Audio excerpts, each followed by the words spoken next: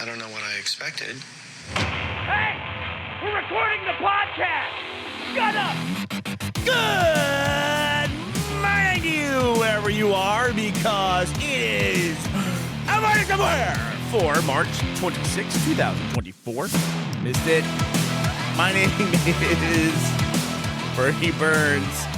With me, sitting right over there, is moviegoer Ashley Burns. How you doing, Ash? I'm feeling corporeal. That's an inside joke. Moviegoer. We always make a joke that gamers are called gamers, but they're the only classification of entertainment enjoyers that have a name. Yeah, there's I'm a movieer. Yeah, you might go so far as to say like I'm an audiophile, but that puts me in mind of like you're like in a room that's got padding with like these super headphones listening to a vinyl. Like I'm thinking of like reel-to-reel tape player. Yeah, it paints like a very specific picture to me. Yeah. Whereas just in general, it's like, yeah, everyone watches movies.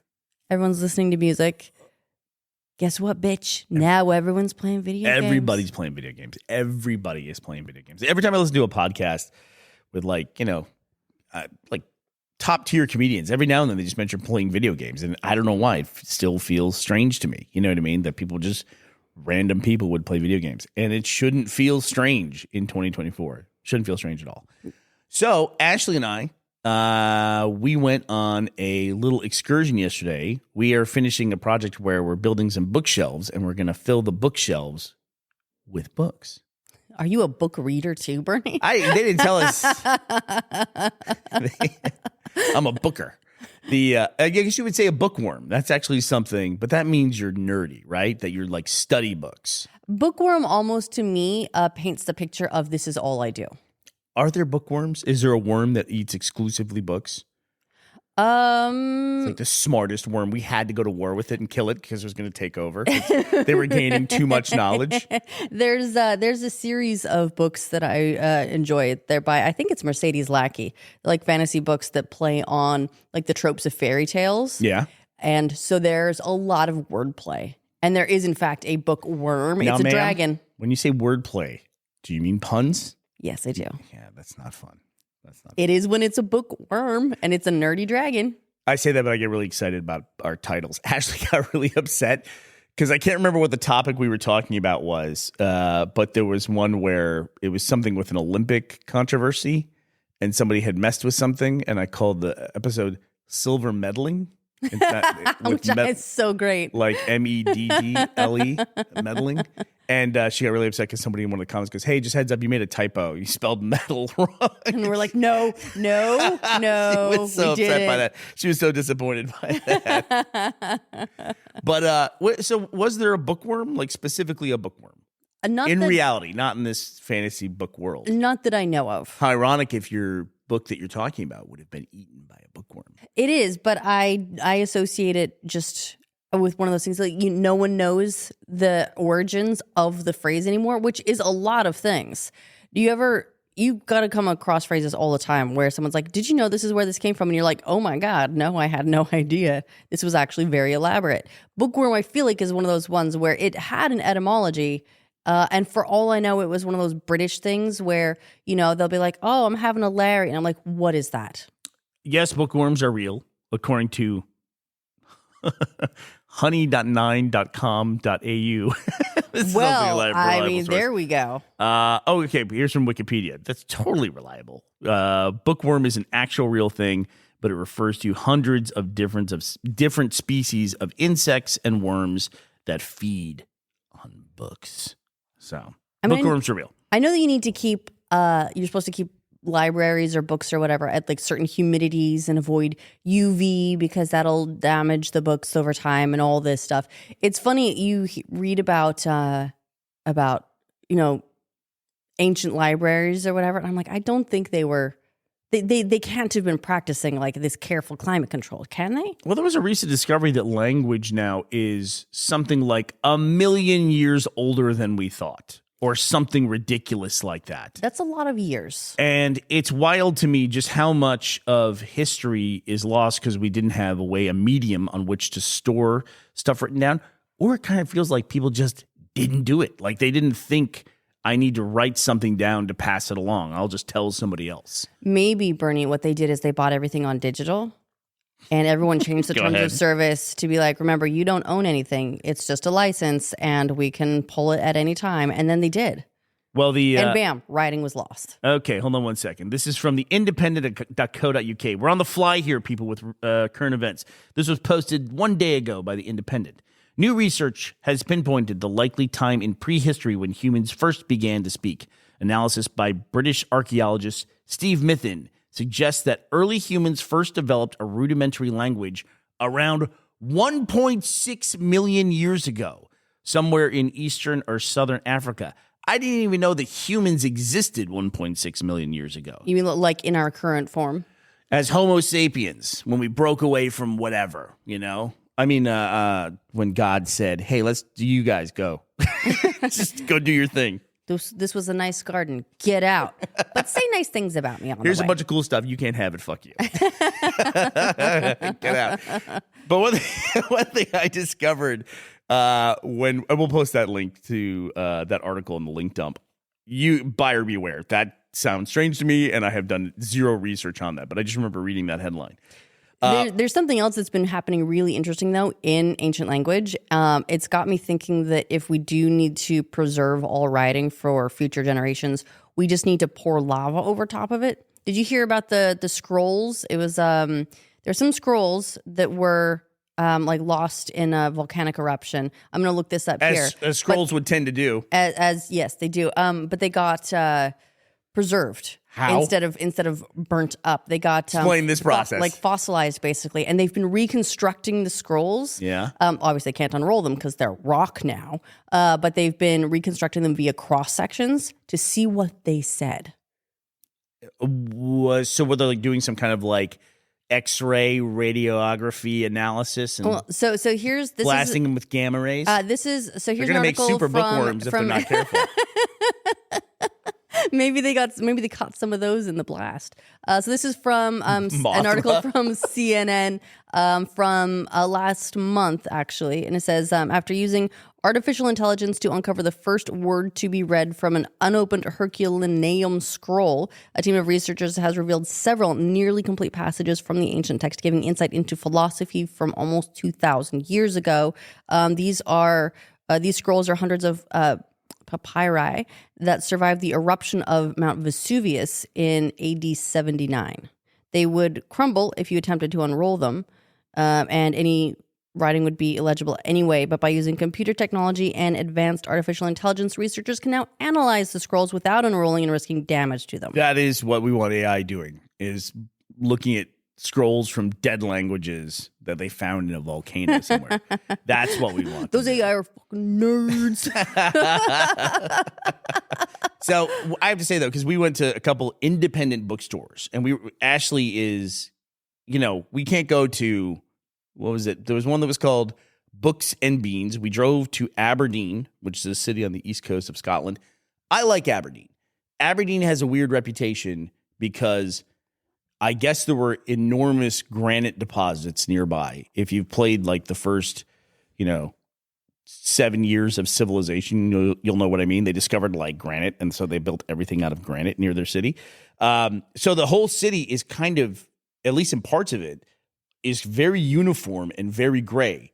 The streets are stone. They're like these granite, what they call sets. A lot of people would call them cobbles. They're like square brick cobbles. Yeah. And then the buildings themselves are made of essentially the same stone, granite going up. So it's just all gray. And it really is a thing. It's also not helped by, because it's right there, it's coastal, it's very frequently cloudy and rainy, which means the sky and the water are also gray. We got rained on a bunch yesterday. A whole bunch. Yeah, there's a weird cultural thing, which I'm trying to figure out if it is a cultural thing or if it's something else, where no one here seems to use an umbrella. There's another weird cultural thing where when a bookstore is 12 feet to your left and you say, hey, let's go right and walk right for a mile before I decide to check the map again. That's another weird cultural thing that happens in Aberdeen. You're implying that happened. Implying that happened very specifically yesterday. You know what? I figured out what happened as well. Can I tell you what happened? Go ahead. So as part of this, we're on foot. We come up we basically wound around some streets and came up through some stairs. And I looked at, I was looking at the sort of map overlay of here's where all the bookstores are. And here's my mistake is I was not looking at the map. There you go. End of story. Wasn't looking at the map. As related to my particular north to south alignment. So everything, the phone showed everything north, of course, pointing up. And I looked at it as if it was laid out in the direction I was facing. At what point? I apologize. Along okay? the mile that we walked in the wrong direction. And then I kept getting confused as to why we didn't seem to be getting any closer to the bookstore. I was like, this should be going down. Why does it say that the time it's going to take to get? May I ask you a question? Those points when you got confused, were those all the points when I asked you, are we going the right way? How many times do you think I asked you that? You're like, how far down is this? And I was like, it's just a little ways. It's only a couple more dots. Ashley was chasing the dots on the map in the wrong direction. And I even asked, we got to the top of that staircase. I go, which way do we go? And you go, oh, we went the right way. And you go, no, stop. Sorry, it's this way. And then we walked a mile in the wrong direction. Anyway, luckily at that point we didn't have any books because the books we're buying are like, we're trying to find like proper tomes. So Ashley doesn't want to go. I was saying earlier, she didn't want to go to Books and Beans or like, there was like Asylum Books and Games. And I was like, those sound like a lot of fun, but they're not my current project. Ashley's not looking for a Barnes and Noble. That's what I'm getting at here. She wants to go to like these little dive, independently owned bookstores, which all kind of look the same. It's like one dude at the front. He's got all these books just jammed in these shelves. And then what doesn't fit on the shelves is like piled up in front of the shelves. Yes. It's like it's treasure hunting. Yeah, it really is. It was fun. And it's fun. They all kind of smell the same too. They smell like old library. I love that smell. I wonder like if that's lost now. Like the smell of books is this very distinct smell. But I wonder if people like under 25, 20, I mean, do they go to bookstores? Is that even a thing? Oh yeah, people. I feel like there's been a real renaissance for bookstores actually. Basically once they added coffee shops to them, they became a destination brand. Okay, fair play. I'm just curious. In fact, I do remember my first Barnes & Noble that opened a coffee shop in it. And I remember thinking, this is fantastic. And I did start going there more often. Who was B. Dalton? Those B. Dalton booksellers. They have those in Utah where you grew up? Yeah, that was a well-known bookworm breeder. Bartholomew Dalton. But I do like the sort of book cafe combinations where they make them a destination. Like, no, get out, get your book and go home. Come sit down, go read, get in the park, find some treasures. It's a good time. But we listen. So this is all relevant because because we ended up going to see a movie and we decided to see Ghostbusters. Frozen Empire. You've been looking forward to this one. It's Ghostbusters. Of course I'm looking forward to it. Yeah. It's like, this is like Tron for me. It's the franchise I love where I can't really tell you which movie I love, you know? The first one, definitely, where the first Ghostbusters was incredible. Actually, a huge inspiration for Laser Team. Like, was it? Yeah, really? When we looked at, like goofballs doing extraordinary stuff, I mean, kind of fits for all the stuff that I love, at least all the projects I've worked on. But, what did you think of Ghostbusters Frozen Empire? Which movie? Boy, that's a good question. That's like, it's at least two movies jammed into one. It's got an hour and 55-minute runtime, and it feels longer than that. The movie just goes and goes and goes. And I said after we walked out of there, it felt like the only movie I've ever seen that had an A story, a B story, a C story, and a D story. And it was weird, too, because for having so many stories, it kind of felt like in some places it lingered a little bit too long. It had too many lulls for a movie that was trying to do that much. Well, I will say that. It's probably because every single story has, upbeats, downbeats. And if you have to go through the downbeats for like 4 or 5 different stories, suddenly the whole movie seems like it's grinding to a halt. Yeah, maybe that's what it was. But it focused on a lot of different teams or a lot of like different groups or subgroups of people within this whole Ghostbusters organization that I don't feel like we've spent a lot of time with before. Yeah. So it was easy to go, wait, who was this again? Or they were brand new. And so I liked the movie. I enjoyed my time watching it. But for a movie that had like 4 movies in it and a whole bunch of Ghostbusters whose job is to bust ghosts. There wasn't a whole lot of ghost busting. There wasn't a whole lot of ghost busting. Yeah, like they don't get out the traps that often to trap something. No, but I will say this. I love There's a lot of ghosts. a lot of ghosts. The visual identity of Ghostbusters. I agree, yeah. And it got me thinking, actually, that there's something to some of these franchises where you can say, like, what was the last really great one? And you're like, yes, I have an answer. The first one. The first one, yeah. And which has gone on to spawn all these other ones, is they all seem to have this really unique visual identity that came out more or less fully baked. So I would say Ghostbusters is one of those. Like, you see Ghostbusters and you know it's Ghostbusters. Yep. It was like fully developed. It was very creative. It was very unique. Same thing with Star Wars. So when you're saying this, you think it's like the art direction and the design, or it's the concept in general? And maybe like the world building. Yeah. Like what they built out is so interesting that you're happy to spend time there, even if the other stories they're telling are not as strong for you as maybe the first one was. Yeah. Do you think, we saw a bunch of trailers before the movie, do you think that Borderlands could be that? I don't know. It could be. It could be. It's interesting, but the more times I see that trailer, there are some things that do bother me about it. Oh, really? And I feel like they leave gaps between some of the lines. Okay. So they feel like the lines are being said in a vacuum. Well, interesting. Well, I wonder if it'll be like that when you go to see the movie itself. Yeah, I'm curious about it. I'm hoping that it tightens up a little bit, but like weird stuff. And a lot of it has to do with Tiny Tina, oddly enough. Like she has like all she does, the whole trailer is like these one-liners, and they feel like one-liners. Yeah. Yeah, like they're standalone. Yeah. Yeah. So I don't know, but again, the visual identity is awesome. I noticed there's more stuff in the trailer this time. I noticed there's more stuff that's cell shaded, like props and set pieces and things. Maybe they're like adding as they go. It's interesting because I did definitely notice more than I had in the past, but I was seeing it on a much bigger screen. That's true too. But yeah, but when I think of the Ghostbusters, I think when you have a big franchise, you have to have rules. Like when I talk about the team of Ghostbusters, how many people are on the team of Ghostbusters? Right off the top of your head. 4. Right. There's 4 Ghostbusters. By the end of this movie, there's 12 Ghostbusters. I counted them up. 12.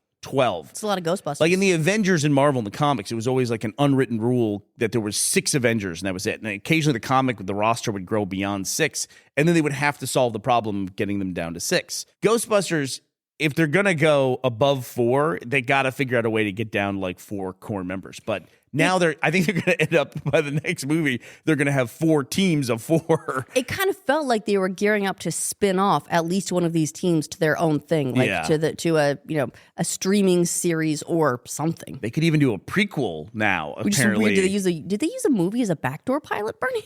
I mean, why not? Why not in this day and age? But we really overall, I liked it. I do have to say this about Frozen Empire. Beat for beat in the A story of it, it very much was like the first Ghostbusters, which I completely get. The first Ghostbusters is such a great story. These guys discovering this thing, going on an adventure, getting in over their heads, and then overcoming incredible odds.